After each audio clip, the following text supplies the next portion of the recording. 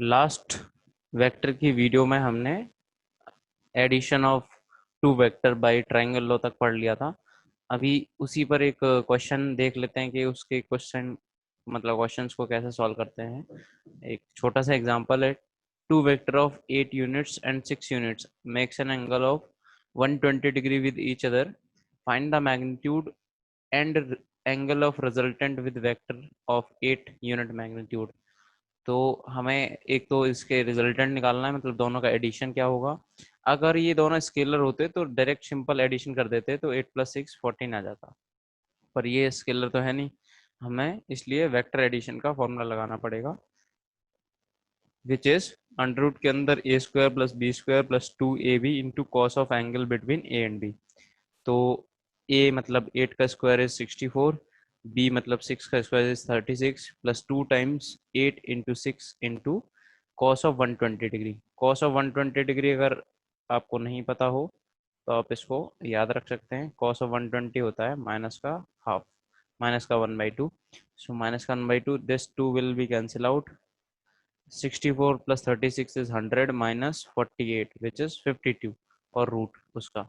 इसको और simplify form में लिख सकते हैं 13 × 4, तो 2√13 ही आ जाएगा अगर और उसको सिंप्लीफाई फॉर्म में लिखना है। बाकी ऑप्शन के हिसाब से आपको इसका आंसर लिखना है।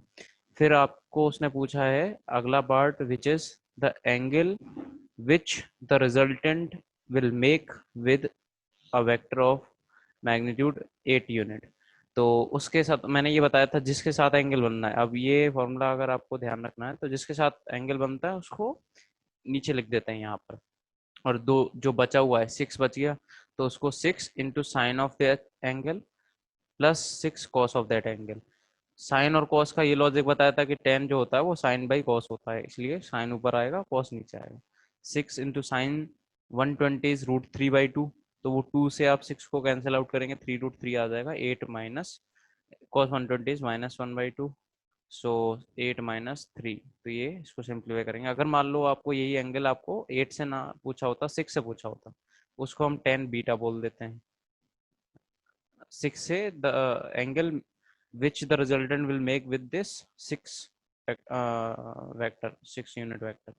तो यहाँ पर जिससे बनता है एंगल उसको नीचे लिख देते हैं, बचा हुआ ऊपर 8 sine of 120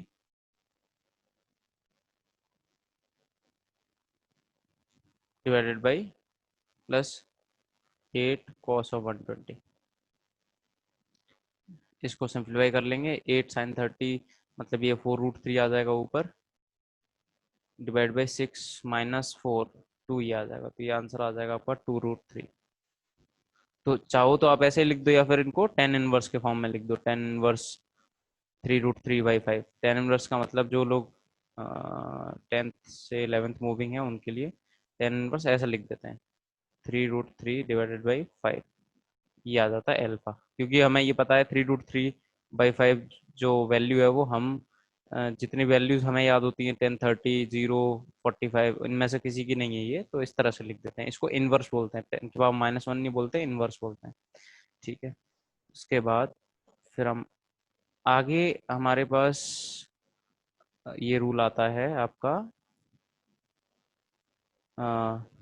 parallelogram law of addition. तीन रूल तो एडिशन के, पहला triangle law of vector addition था, दूसरा parallelogram law of vector addition होता है, तीसरा पॉलीगन लॉ होता है। तो पैरेललोग्राम लॉ भी triangle law of vector addition जैसा ही है, जैसे हमने जैसा क्या लगभग सेम ही है बिल्कुल। ये ए और बी थे दोनों के, और बी को हम यहाँ शिफ्ट करके मैंने पिछली बार दिखाया था आपको, ऐसा आया था, तो ये फिर ट्रायंगल बन गया था। ये ट्रायंगल होता, अगर आप ए को ऊपर शिफ्ट कर देंगे और उसको सबको ज्वाइन कर देंगे तो ये पैरेललोग्राम लॉ बन गया। तो सेम है, ट्रायंगल लॉ ही एक्चुअली पैरेललोग्राम लॉ है, कुछ भी अलग नहीं है।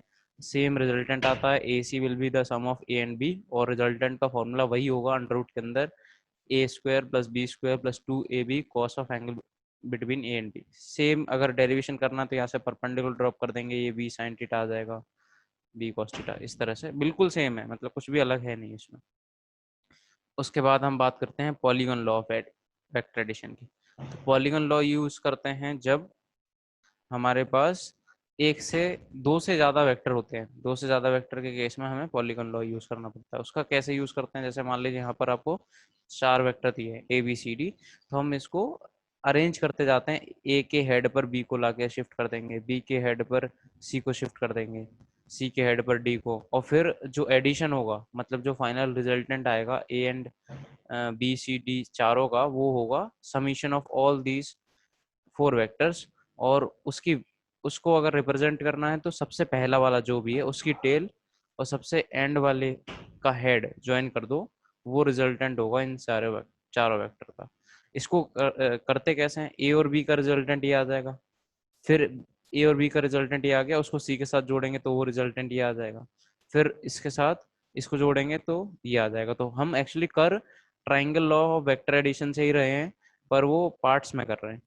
इसमें ये ध्यान रखना कि अगर आपको रिजल्टेंट निकालना है तो आपको क्या करना है, फर्स्ट वाले की टेल और लास्ट वाले के हेड को ज्वाइन कर दो, that will be the resultant of those all vectors.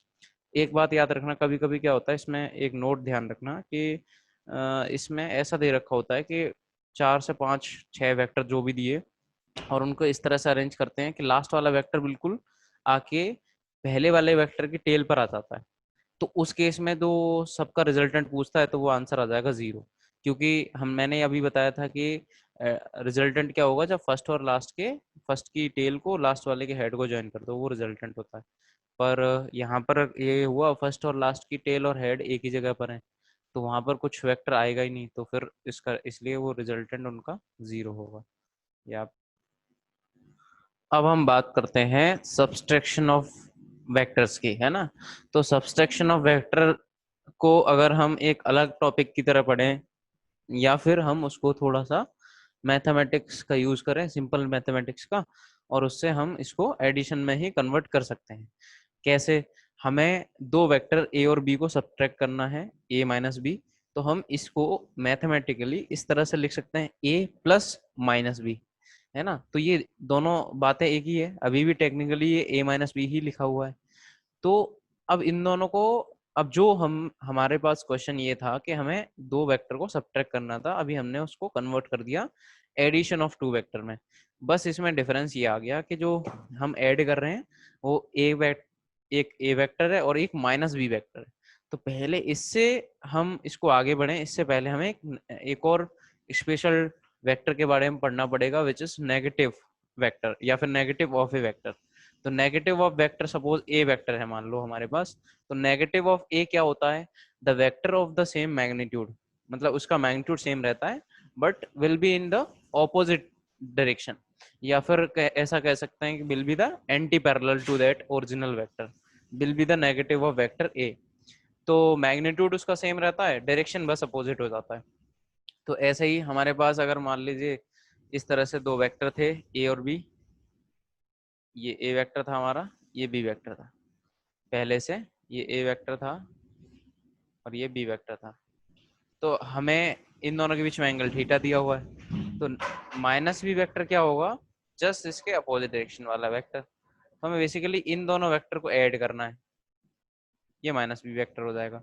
अब ये एंगल थीटा है, पूरा 180 होता है, तो ये एंगल हमारा 180 माइनस थीटा आ जाएगा। हाँ, और हमें ये ध्यान रखना है कि जो b का मैग्नीट्यूड होगा वो एग्जैक्टली बराबर होगा माइनस बी के मैग्नीट्यूड के, सिर्फ डायरेक्शन का फर्क आता है। तो हमें हमारे पास जो एडिशन का जो फॉर्मूला था, A plus A square plus B square plus two A B cos of angle between A and B. तो अब हमारे पास एंगल जो है ना, इसीलिए मैंने बोला था कि उस तरह उसको ऐसे याद रखो, cos of angle between A and B से। तो अब जो हमारे पास एडिशन का फॉर्मूला था ए प्लस बी वाला, उसमें ए माइनस बी का स्क्वायर, ए माइनस बी के स्क्वायर में क्या कर देंगे कि कॉस वन थीटा की जगह हम 180 माइनस थीटा डाल देंगे। तो cos of 180 minus theta change तो नहीं होगा, कॉस का कॉस ही रहेगा, बट सेकंड क्वाड्रेंट में होने की वजह से वो माइनस आ जाएगा। तो जो फॉर्मूला है एडिशन ऑफ टू वेक्टर जैसा ही फॉर्मूला आएगा, पर यहाँ सब्सट्रैक्शन में ए माइनस बी का स्क्वायर हो जाएगा। तो आंसर आ जाएगा हमारा A square plus B square minus two A B cos of angle between A and B. तो माइनस टाइम्स यहाँ पर आ जाएगा। फिर यहाँ पर दो एंगल डिफाइन करते हैं, एल्फा एंड बीटा। एल्फा होता है जो रिजल्टेंट यहाँ पर रिजल्टेंट हमने एस बोला है, एंड वेक्टर ए के बीच में होता है, और बीटा होता है जो रिजल्टेंट एस एंड बी के बीच में होता है, ये रिजल्टेंट एंड ए के बीच में होता है। तो यहाँ से अब जब एक से एंगल है तो उसको ए लिख देंगे पहले, B sine 180 minus theta plus B cos 180 minus theta, तो B sine theta B A minus B cos theta, ये आ जाएगा। ऐसे ही A sine theta upon B minus A cos theta, ये आ जाएगा। तो ये हमारा लगभग एडिशन में ही हमने उसको कन्वर्ट कर लिया, अलग से हमें टॉपिक पढ़ने की जरूरत नहीं पड़ी। फिर एक क्वेश्चन कर लेते हैं इसके ऊपर।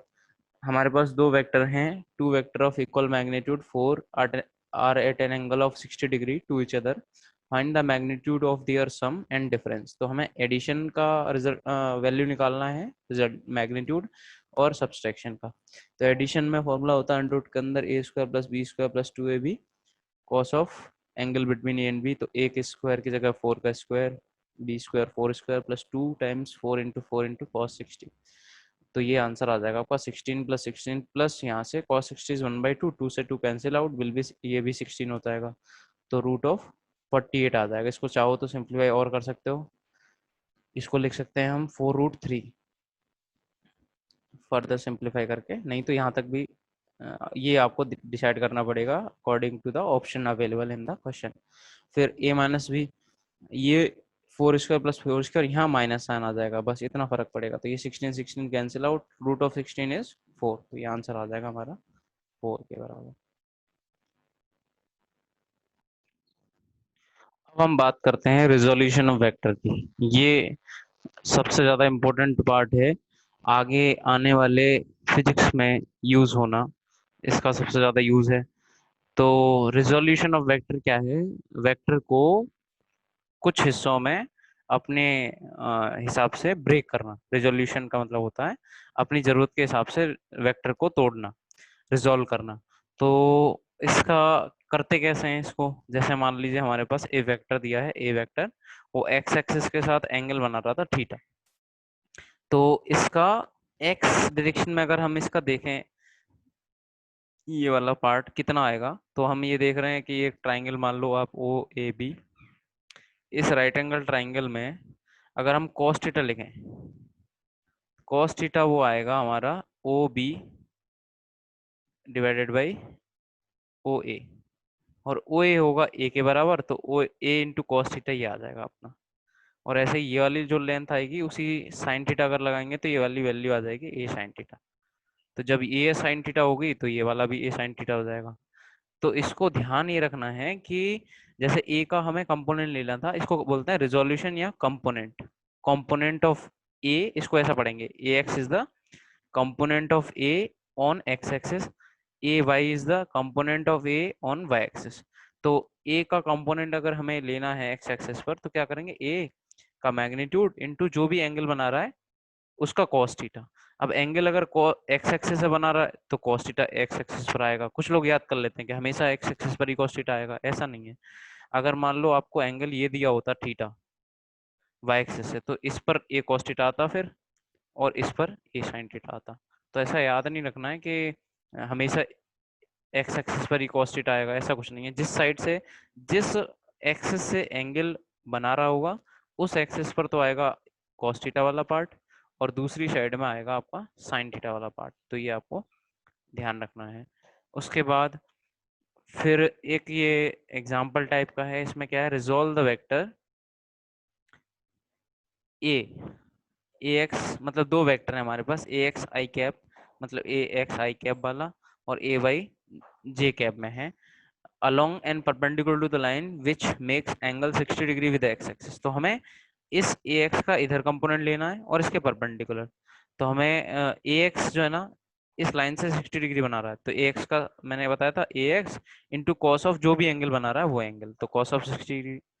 ऐसे ही ay लाइन से 30 बना रहा है, तो a बाई कॉस ऑफ वो एंगल 30 डिग्री।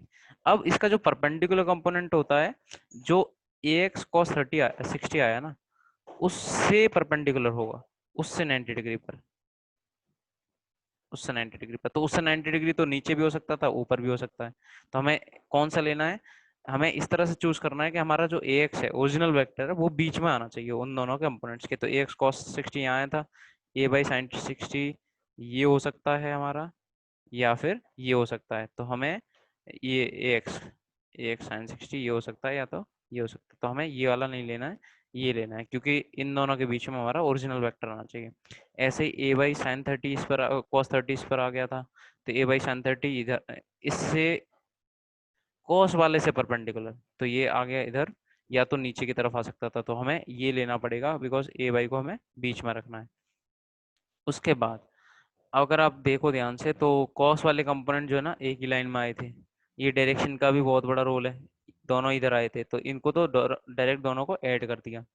पर जो साइन वाले कंपोनेंट थे, एक ए एक्स का साइन 60 इधर आया था, ए वाई का साइन 30 उधर आया था, तो ये एक दूसरे से अपोजिट डायरेक्शन में है। तो इनमें से हमें ये चूज करना पड़ेगा।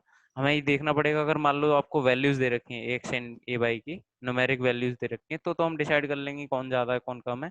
अदरवाइज जब तक हमें नहीं पता तो हम मोड लगा देंगे कि भाई जो भी ज्यादा होगा मतलब उस डायरेक्शन में ये वैल्यू आ जाएगी, ओवरऑल वैल्यू मतलब पॉजिटिव आनी चाहिए, ये ध्यान रखना है हमें।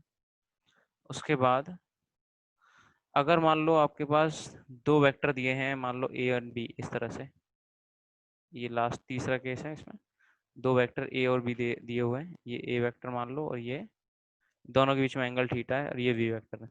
तो ए का कंपोनेंट लेना है बी पर, तो आ जाएगा A cos theta, A cos of this angle, और परपेंडिकुलर कंपोनेंट आएगा ए कॉस थीटा वाले पार्ट से परपेंडिकुलर, इससे परपेंडिकुलर वो दूसरा कंपोनेंट आता है, वो होता है ए साइन थीटा।